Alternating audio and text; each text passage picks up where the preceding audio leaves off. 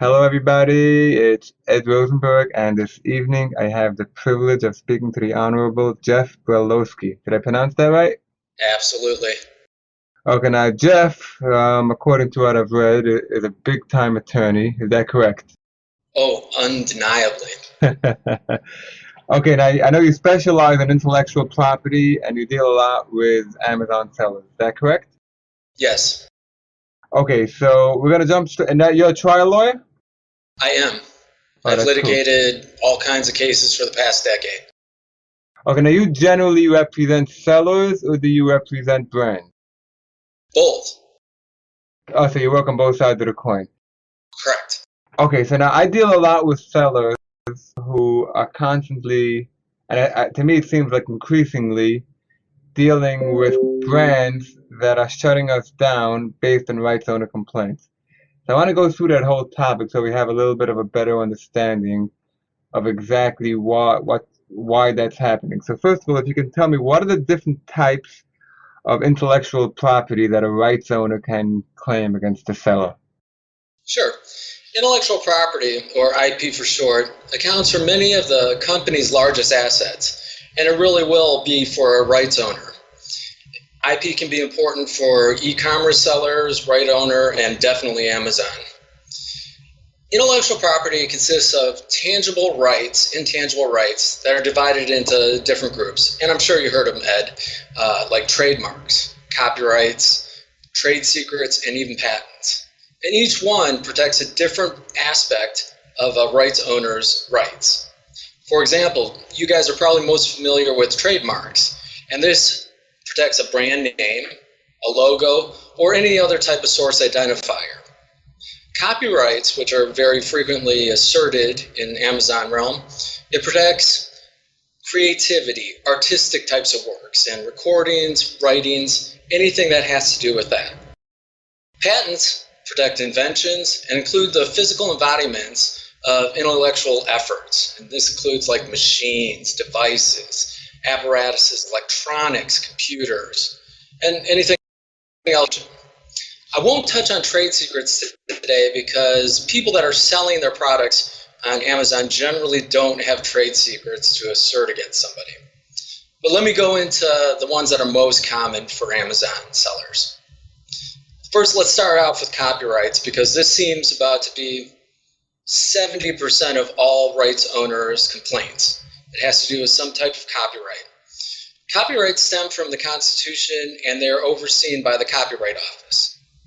Now, from the beginning, copyrights were there to protect artistic works and creative works of artists. They protect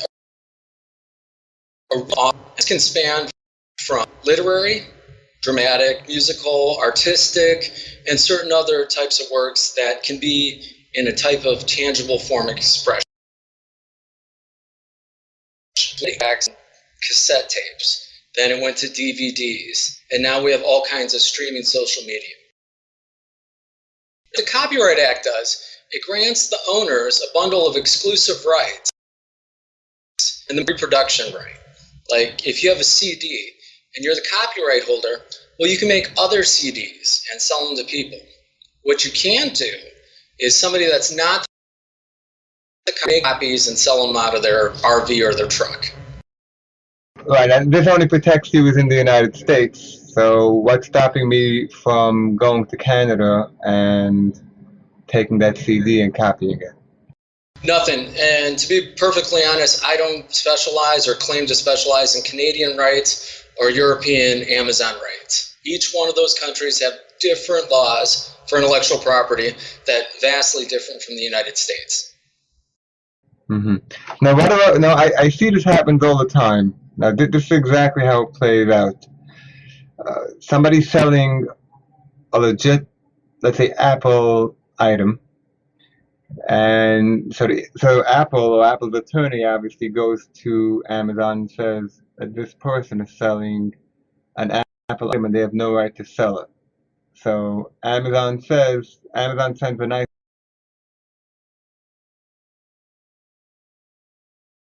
to the Amazon's attorney. Now, okay, so we email the attorney, but then of course the attorney, there's no phone number and they don't respond. What can a seller do, particularly Apple or companies that don't respond, if they don't respond and their account is suspended and they're willing to oblige by stopping to sell those brands? So what's his next move? Okay, well, let's take, for example, let's make sure that it isn't counterfeit, that whatever the Apple item in is actually authentic. Like, let's say that you even bought it at an Apple store, right? And you're reselling it. I've seen in your podcast or YouTube videos that the number one thing that you recommend is to keep receipts and have a good inventory of when you bought it, who you bought it from, how much it was purchased for, and that's spot on. Because your attorney is going to do is he's going to call Apple 50 times, email 50 times, send certified letters, and they're going to all be returned. Now, what they're going to do is they're going to compile all of this information and address it in a letter to Amazon saying that, hey, you shouldn't take any adverse action against this. We did everything we could, everything in our diligence to resolve this issue with Apple, but they won't respond. We do have an authentic item. Here is exactly when I purchased it. Here's the receipt that shows it, and this is when I sent it into Amazon. So you should take no adverse action. It may not lift the actual right owner infringement or future rights owner complaints against or future. So it's giving you basically a freebie. Right, but in the meantime, I'm still suspended. Absolutely. And I don't deal in suspension notices. I mean, you're an expert, Cynthia Stein, and a lot of other people I've seen help get accounts reinstated. I am just one cog that goes into that helps you guys reinstate the accounts. Right. So now what would be the motivation of Apple ignoring those emails? Oh, simply man hour. Nobody has to monitor the Apple email for Amazon complaints or Amazon right owners or sellers. It comes down simply to that. And then there's no adverse action against Apple if they don't respond. It's not like Amazon takes any adverse action against Apple. It's not like Apple can no longer sell on Amazon. They have really no incentive from Amazon's perspective to respond to them. Right. So basically, there's no incentive for them to help you. So basically, jump in the lake. That is absolutely right. And all you can do is the best you can do with Amazon and seller performance, because Right. Apple's not going to do anything yet. Right. So now can Apple face, or I know I'm picking on Apple, but can a company that doesn't respond to our emails face legal action? Yes, and this is only when it's very egregious. And if you have a seller that is doing, I don't know, $1 million, $10 million a year in revenue from Amazon, that's when you're going to say, hey, look, Apple Legal, not the email address that was given in the rights owner complaint or the infringement email. You actually go to Amazon Legal and say, look, this is unfair competition, and the reason being is we've abided by every single policy that Amazon has implemented. We are following the rules. We have shown you that we have an authentic, unopened Apple product from the Apple Store. Still, Apple makes a rights owner complaint, suspends our listing, possibly suspends our account. And that's when you need to take legal action as far as a federal lawsuit in a district court.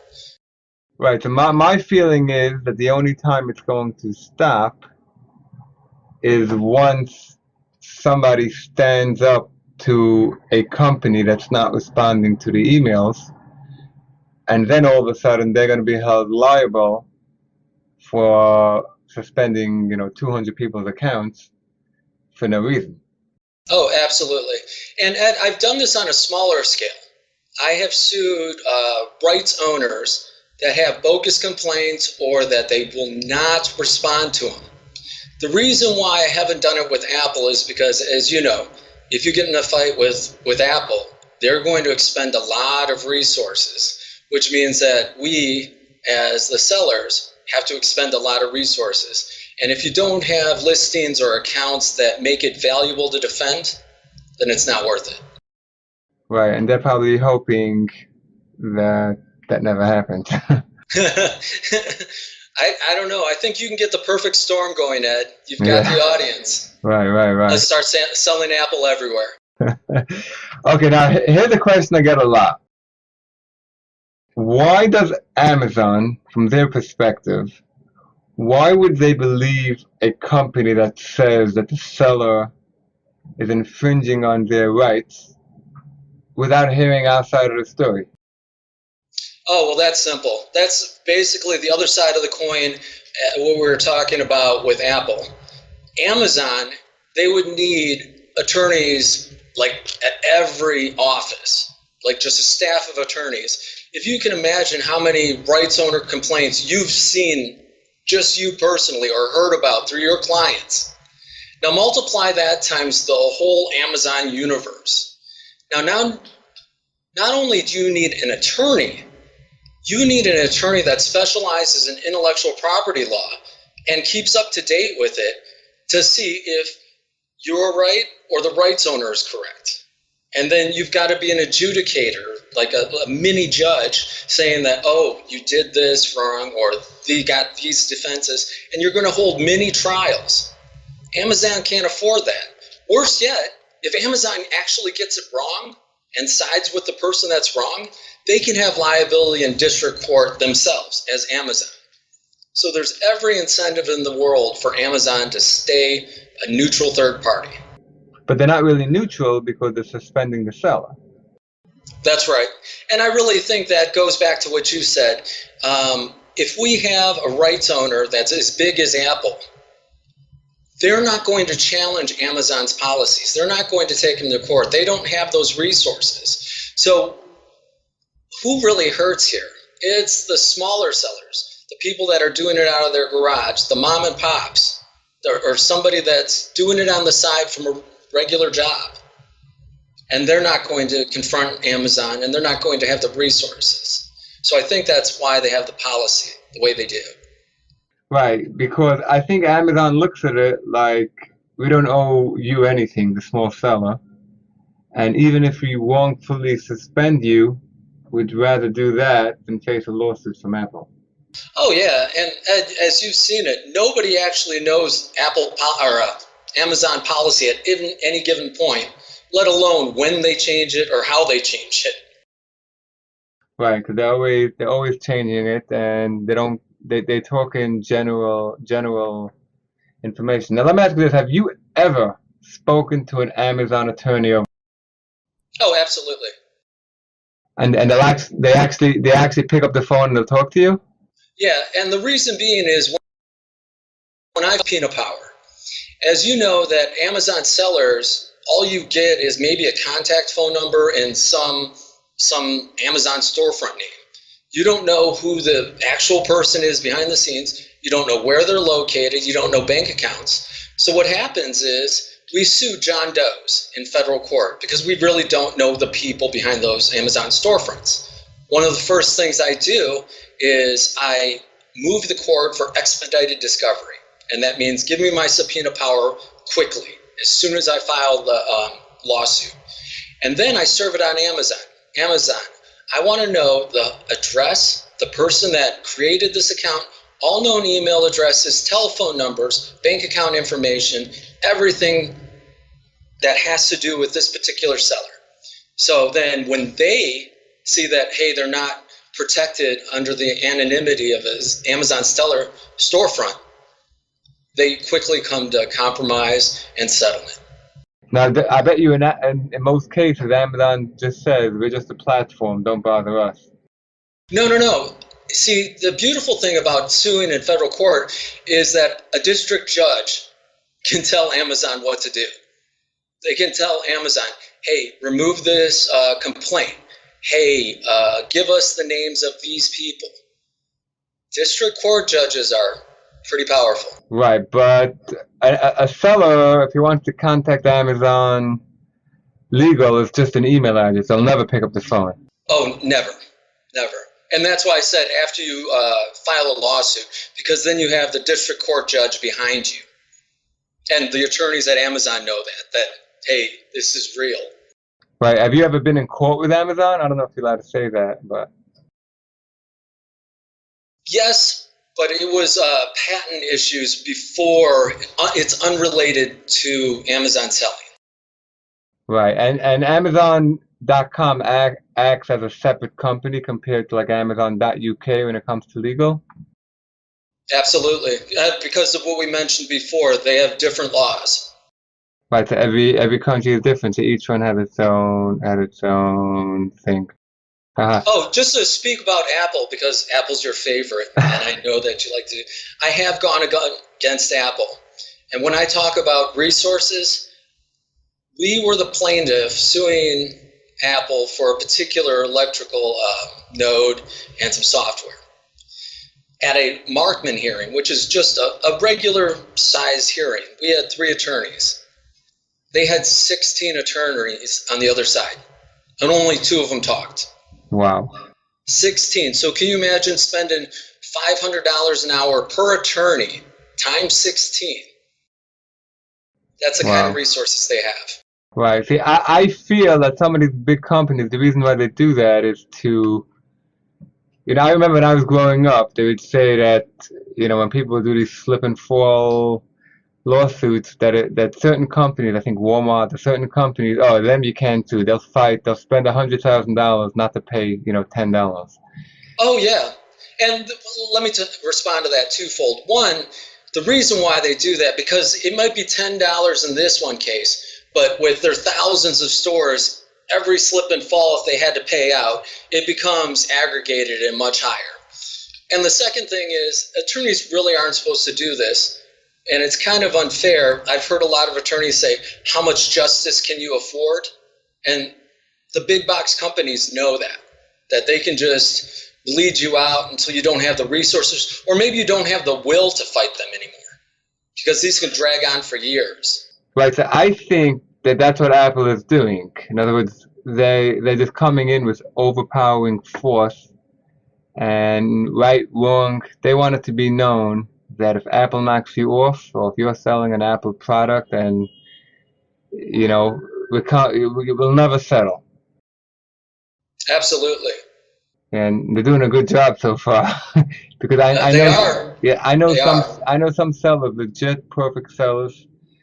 Unless everybody's lying to me, I don't think they are, who are selling legit Apple products and they get a rights owner complaint for one reason or another, and they're banned for life. There's nothing to do. I agree wholeheartedly. Right. So, and then you have other companies where they'll send you a rights owner complaint, and if you can work something out, they're reasonable, you can talk to them. But Apple, so far, there's nothing to do, and you never know when or for what they're coming from. It's very scary and unpredictable. Oh yeah, and that brings me to another point. All too often, sellers want to agree with the rights owner. Okay, we infringed, and what can we do? We'll stop selling just so we can get our account turned back on. The problem with that is that you really don't know what you're admitting to. I've had clients that come and say, yeah, I settled with Burberry because we infringed their check print. And I was like, well, did an attorney at Burberry tell you that? They're like, no, I think that's what it is. Well, when I talked to Burberry, when I talked to their attorneys, luckily Burberry is one of the nicer ones, they said, no, it's this copyright, trademarks, they had it in their search terms, the name of the actual scarf. So don't ever admit it. Have them tell you what you did wrong and how they did it. Because you can't fix something. Like if you go into a principal's office and he says, you know why you're in here? And you say, oh yeah, because I was smoking in the boys' room. Oh no, Jeff, it's because you crossed the crosswalk in a jaywalk. But I will add the smoking to your offenses, right? Right. But the problem is that when Amazon suspends you, the message is so vague that you have no idea. Oh, absolutely. And your first knee-jerk reaction is absolutely to try to settle it and say that we'll never do this again. The problem is that when this happens down the road, or I'll take the Burberry example. So that particular client of mine thought that it was the check pattern, right? So they changed, and they no longer offer like the search terms Burberry and print and stuff like that. Burberry come again. Okay, so now this is their second offense with the same company. Hey, you told us that you were going to fix everything, and they didn't, because they didn't know. So in that case, when you get the second or third strike, either from the same company or another company, that's when you start getting the bans for life. And just a couple of days of correspondence back and forth will truly pay off. But I think only an attorney. I mean, normally they don't answer if it's a non-attorney. Oh, that is absolutely right. And maybe off the record or just to your clients, I kind of tell people when they get a cease and desist, if it's from an individual, kind of maybe ignore it. Because I get so many cease and desists, and they say that, hey, you violate our patent, and they give me a trademark number. Or they say that they own this, and I look up on the United States Patent and Trademark Office that it's not even registered to them. So there's a lot of bad apples out there. Now I see like sellers, like I obviously tell them not to, but it's too late. That they send emails to Amazon. Like I saw it today actually. That if you don't open my account, or I was closed unfairly, open my account, or I'm going to sue you in federal court. Amazon must laugh at that, right? Oh, absolutely. I mean, just like anybody else, like your parents grounded you and they never followed through. Right. The kids know to never. So I mean, for any regular person, not an attorney, to tell another person, I'm going to sue you, or it means nothing. 99% of the time it means nothing, but there's always that 1% where they'll actually get it right. That, hey, they know an attorney, or they've dealt with an attorney before, they use the right words, they actually have rights, and they show how it infringes, and that's real. Let me ask you a question. I know you deal with a lot of sellers who come to you who get suspended. Do you think Amazon can ever face legal action, or for suspending? I mean, I don't think so, because this is what you agreed to. But no, and it's principally because it's not a constitutional right. It's a privilege to sell on Amazon. Just like if you join a private country club, they can kick you out because you don't have any right. You don't have any law or God-given constitutional right. Right, but they can't. Constitutional right. Because you don't like my skin color or something like that. Yeah, but see, that's constitutional. Like your religion, your race, your skin color. They can't do that because you have a constitutional right. So you hit the nail on the head. Right, but Amazon could say, if Amazon decides they don't want to let people, whose last name starts with a C selling on Amazon, they have a right to do that? Yes. As long as it's not tied to, like, let's say that there's some religion where all of their last names are C, Right, so that's what it is. They have every right to say, would rather err on the side of caution and assume that Apple may be right, even though they may be wrong, and suspend you. They have every right to do that, it sounds like. Oh yeah, and here's another point to that. Apple is going to sell on Amazon. If they pull all of their products from Amazon and say, we're not going to sell as a platform anymore, and they pull that out, that is millions of dollars in revenue for Amazon. Right. Whereas, if they got a small seller, a mom and pop, that might lose a couple $1,000s a year. Right. Let me ask you this question then, because a lot of times Amazon asks you to send in invoices because they want to see your sources. So that, not me, but there are people, I guess, who are scared of their shadow, who are scared that Amazon is going to take those invoices and they're going to go to the supplier. From a legal standpoint, are they allowed to do that? Let me understand the question. Are they allowed to require you to send in invoices? No, a lot of times they ask for invoices to prove that they're authentic, that I got it from an authorized distributor. Oh, yeah. I mean, if that's in their policy, there's, off the top of my head, there's no constitutional right that protects you from sending your invoices in or having them require you to send your invoices in. Right, but once you send it in, if they can take my sources, because Amazon sells on their own platform, and they could sell it themselves. They're allowed to do that if they do that. I mean, it's not nice, but Right. Yeah, if they do it, evenly across the board and don't single out particular people. Yeah. right. Wow, that's all very interesting, Jeff. I appreciate it. Is there anything else you'd like to add before we go about infringements or copyrights or intellectual property? Yeah, and this might sound really self-serving, Ed, but you don't have to do me. Get an attorney, spend 10 minutes with them whenever you get a problem with Amazon. It's much easier to fix problems right at the get-go than to let them linger or try to do some self-help methods. Right, sending them an email and like admitting half of the truth and then trying to make that make sense afterwards. Absolutely. Yeah, I hear you. Okay, that was great stuff, Jeff, and I really appreciate it. I know your time is extremely valuable, so I really appreciate you coming on, and we'll be in touch. Thank you so much. Thanks for the invite, Ed. All right, be well. Okay. Bye.